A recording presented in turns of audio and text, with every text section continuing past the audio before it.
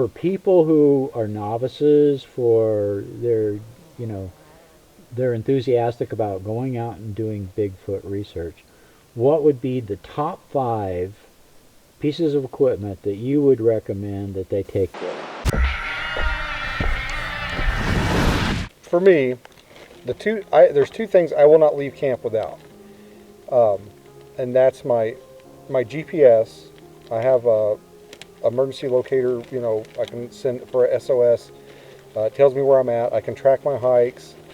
I think for anybody, especially anybody starting out and anybody that's maybe not very experienced in the wilderness, you got to have it. Got to have it. Number 2, the thing that I never leave camp without is my weapon. I'm almost always armed.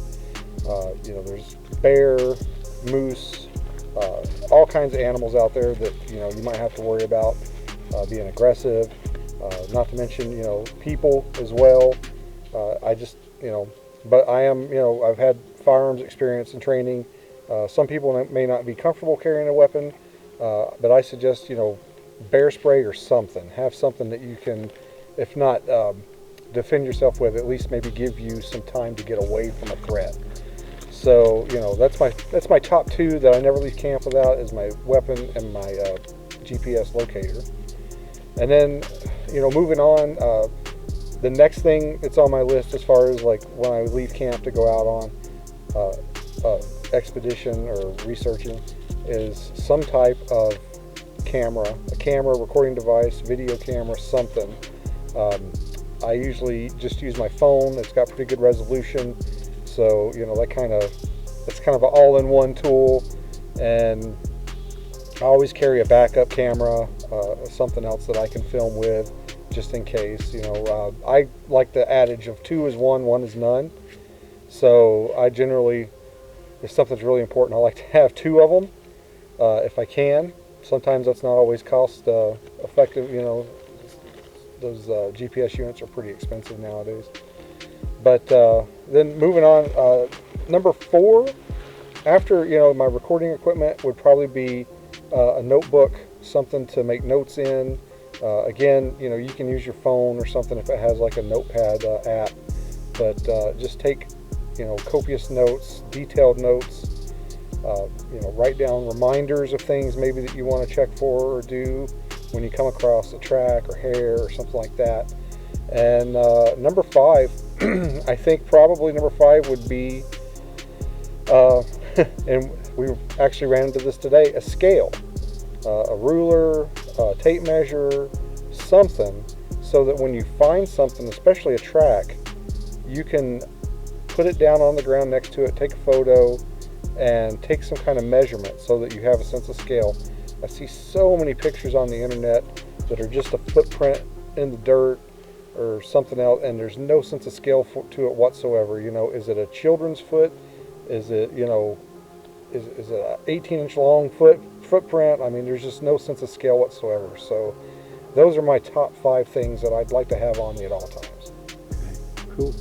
Just off the top of your head, would you happen to have any advice for people out there who want to get into doing Bigfoot research?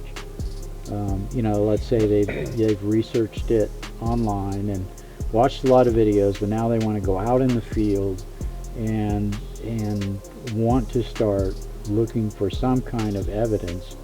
What would you recommend they look for?